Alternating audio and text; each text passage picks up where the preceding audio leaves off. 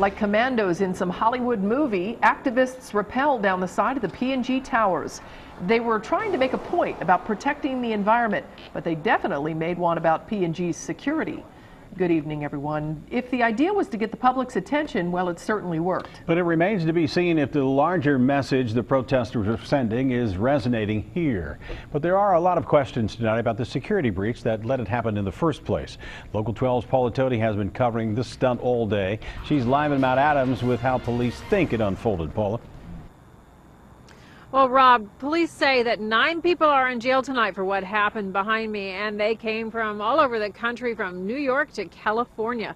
Police say before they made it up to the top and out the windows, they started at the bottom, likely walking right in the front door. Rappelling 17-story twin towers and unfurling gigantic protest banners made for a great photo op for people walking by Procter and Gamble. This Greenpeace effort was so coordinated, the group had a helicopter shoot this video.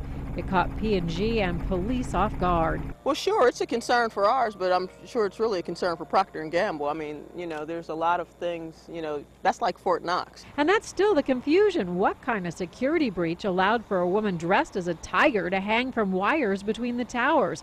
Police think 9 people in street clothes got past security carrying a lot of stuff. They had luggage with a lot of equipment in it and rappelling gear and banners, so I don't know at this point whether they got in a day before, because one of the offices was that they came out of was vacant. During the quick hour-long protest, police were locked out of the balcony where it was happening. The group had braces that kept doors closed and broke other locks to get outside. So we went up to the 12th floor and I made phone contact with one of the protesters, a very polite individual.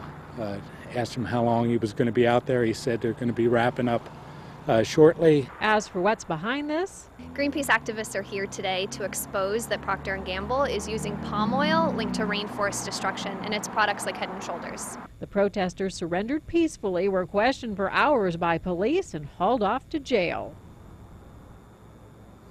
As for P&G, a company spokesperson told me that they are working with police to figure out what happened with security. And I can tell you that investigators tell me they're taking a close look at the whole helicopter situation.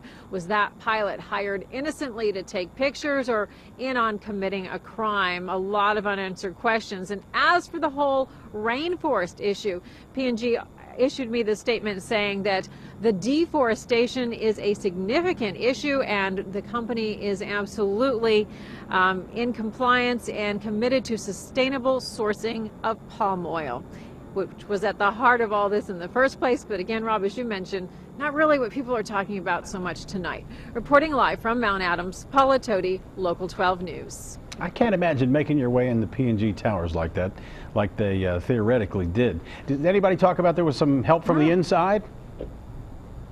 Well, there are certainly rumors going around, and police and investigators have definitely told us we are looking at who might be complicit in this for sure. So no one is saying, but they are looking at no, they're not going to leave a stone unturned on this. I bet you're right about that. Paula Toti, thanks very much. The 9 face charges of criminal trespassing, inducing panic, burglary, and vandalism.